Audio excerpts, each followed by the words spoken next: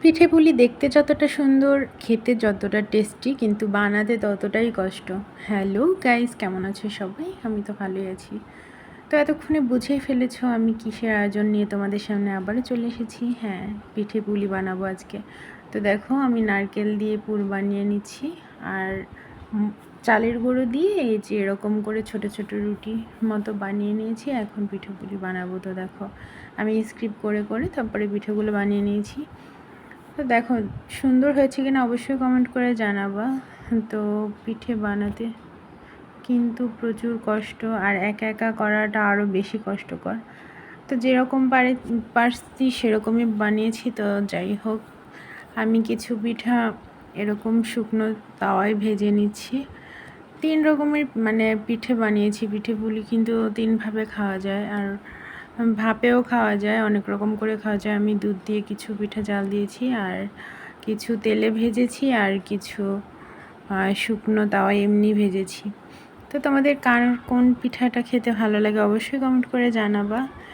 তো যাই হোক, পিঠা বানাতে গিয়ে আমার অবস্থা খুবই খারাপ হয়ে গেছিলো। আর নারকেলগুলো হচ্ছে মা বাড়ি থেকে নিয়ে এসেছিলো, তো অনেক দিন ধরে রেখে দিয়েছি। তো আমার ছেলের খুবই পছন্দ এই পুলি পিঠা। তো অনেক দিন ধরেই বলছিল যে মা পুলি পিঠা বানাও, কিন্তু একা একা কাজ করে আর অলসতার কারণে বানানো হয়ে ওঠেনি। তো শেষমেশ আজ বানিয়েই ফেললাম, আর তোমাদের সাথে শেয়ার করলাম। অবশ্যই কমেন্ট করে জানাবা কেমন হয়েছে।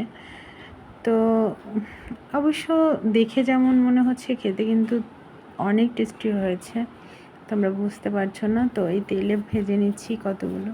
তো সেদিন তো পিঠা বানাতে গিয়ে আমার তেল সহ কড়াই নিচে পড়ে গিয়েছিল, তো সেটা তো তোমরা জানোই। তো আজকে খুবই সাবধানতা অবলম্বন করে আমি পিঠাগুলো ভেজে নিচ্ছি। দেখো কতটা সুন্দর পিঠাগুলো। তো তোমাদের যদি ভালো লাগে অবশ্যই লাইক কমেন্ট শেয়ার করতে ভুলো না গাইস।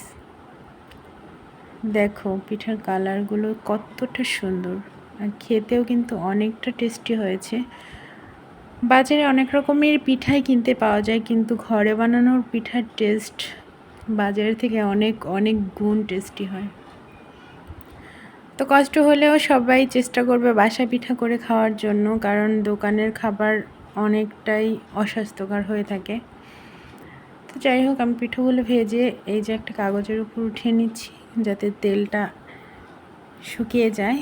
তো আমার ছেলে তেলের পিঠাটাই বেশি পছন্দ করে, আর দুধে ভেজানো পিঠাটা কিন্তু শুকনা ওই পিঠাটা বেশি পছন্দ করে না। তো তেলের পিঠাটাই খেয়েছে, আর দুধে ভেজানোটাই খেয়েছে।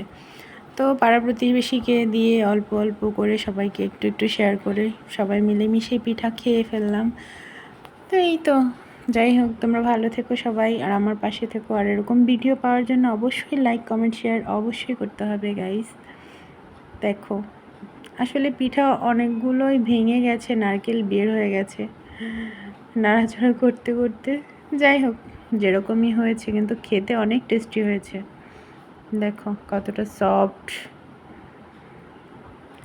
আর আমার ভিডিও নিয়ে যদি কারো কোনো সমস্যা থাকে অবশ্যই কমেন্ট করবা, যে আমার ভিডিওর কোয়ালিটি যদি খারাপ লাগে বা ভালো লাগে অবশ্যই কমেন্ট করো তোমরা, তাহলে আমি নেক্সট সেরকমই ভিডিও দেওয়ার চেষ্টা করব।